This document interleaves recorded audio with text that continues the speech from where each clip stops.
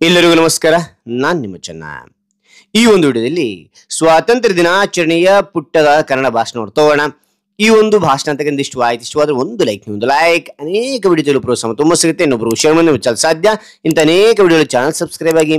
ಹಾಗೆ ನಿಮಗೆ ಯಾವ ರೀತಿಯ ಪ್ರಬಂಧ, ಯಾವ ರೀತಿಯ ಪತ್ರಲೇಖನ, ಯಾವ ರೀತಿಯ ಭಾಷಣ ಬೇಕಂತೇಳಿ ಕಾಮೆಂಟ್ ಮಾಡಿ.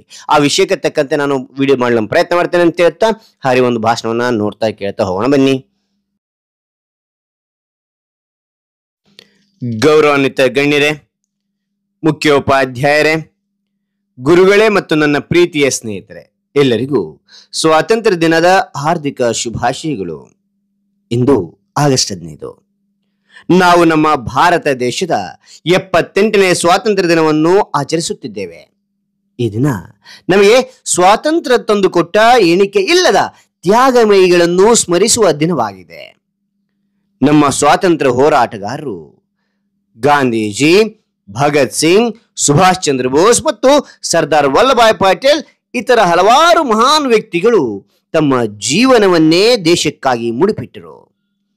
ಅವರ ತ್ಯಾಗ ಮತ್ತು ಸಮರ್ಪಣೆಯಿಂದಲೇ ಇಂದು ನಾವು ಸ್ವತಂತ್ರವಾಗಿ ಜೀವಿಸುತ್ತಿದ್ದೇವೆ. ಸ್ವಾತಂತ್ರ್ಯ ಎಂದ್ರೆ ಕೇವಲ ಆಡಳಿತದಿಂದ ಮುಕ್ತಿಯಲ್ಲ, ಇದು ಜವಾಬ್ದಾರಿಯ ಜೊತೆಗಿನ ಸ್ವಾಭಿಮಾನವೂ ಹೌದು.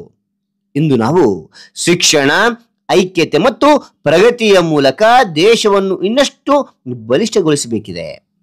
ನಾವೆಲ್ಲರೂ ಒಗ್ಗೂಡಿ ಜಾತಿ, ಧರ್ಮ, ಭಾಷೆಯ ಭೇದವಿಲ್ಲದೆ ನಮ್ಮ ದೇಶದ ಕನಸನ್ನು ಸಾಕಾರಗೊಳಿಸೋಣ.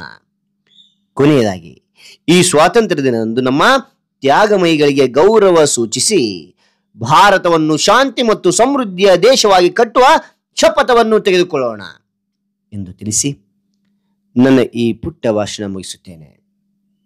ಜೈ ಹಿಂದ್, ಜೈ ಭಾರತ್.